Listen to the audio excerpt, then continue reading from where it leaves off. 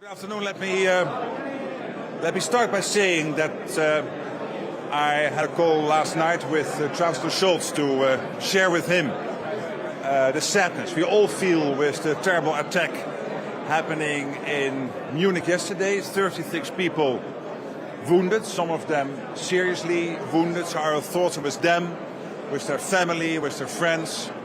And of course, we hope that it will be clear what happened and that they will recover as soon as possible. I'm open to questions. I could, if you want me to do, just give a short introduction on my talks here. They are very much focusing on, first of all, Ukraine. I think there's a general agreement that on Ukraine we have to make sure that they are in the best possible position when peace talks start for them to participate in those talks, and it means ongoing military support, ongoing in terms of weapon deliveries and ongoing training support to Ukraine.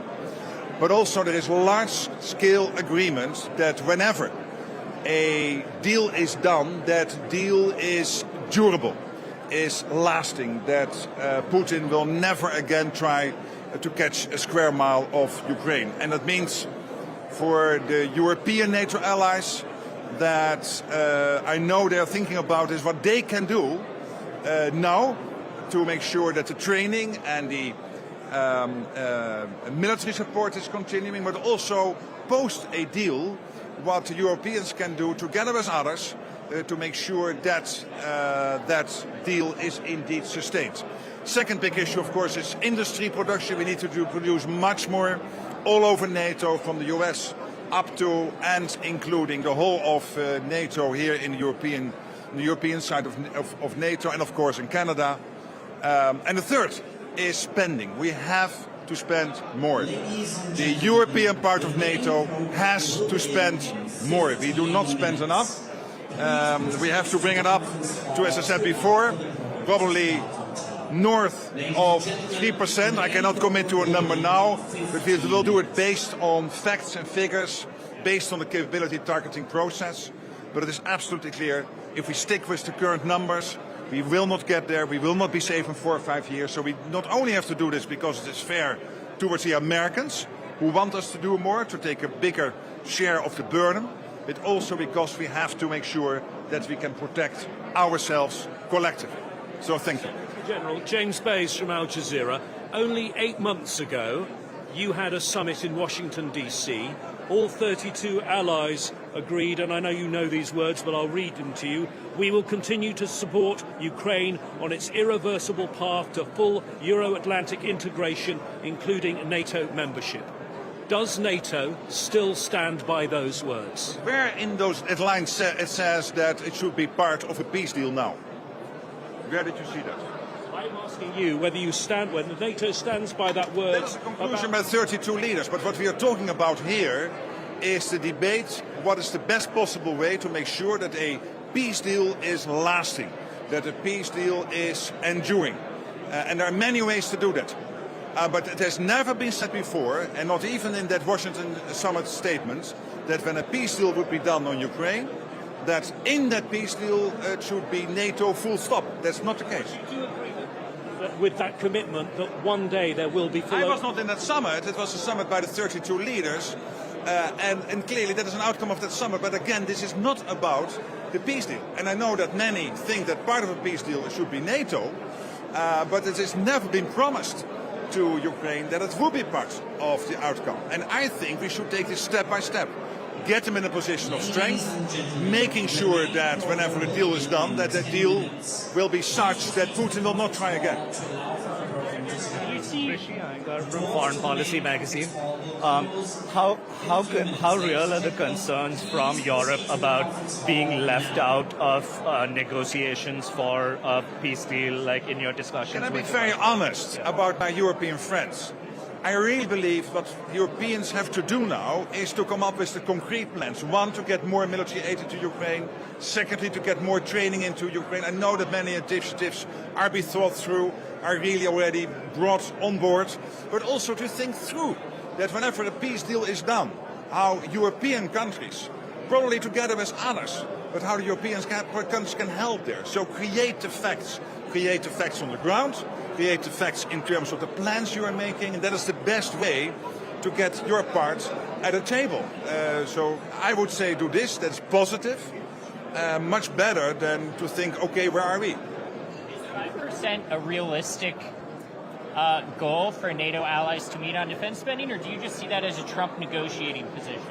What we are doing within NATO is establishing where we are at the moment, where we should be to keep ourselves safe. That is the so-called, sorry for the lingo, the capability targeting process, from which we will see the gaps in how can we defend ourselves or not, country by country. That will deliver a sort of overall ballpark of a number, and my guess is that it will be at least over 3%. Is there a timeline? Do you fear that NATO could be split up because of this Trump administration? Not at all. We have seen that the Trump administration is completely committed to NATO. It has been said by all the senior officials. We have here at this moment almost the whole foreign policy team out of the US. So whenever Europeans are saying we want to be consulted, they are here. Munich, last time I checked, is in Europe. They are in Europe. They are consulting here with their European allies. And to the European allies again, make sure that the training is there, the staff is there, the military gear, but also come up with the plans, create the facts, engage in the debate. Really, the Europeans can do that. It has been done before. Strike on Chernobyl nuclear power plant this night, just after negotiations. I saw the news. I have not had any more details than what I saw in the press, so I'm not going to comment now. But clearly, of course, we follow those events very closely. What's it for the Europeans at a negotiation table? Who should speak for Europe at this negotiation table? Well, I'm here from NATO, and NATO is US, Canada, and the European part of NATO.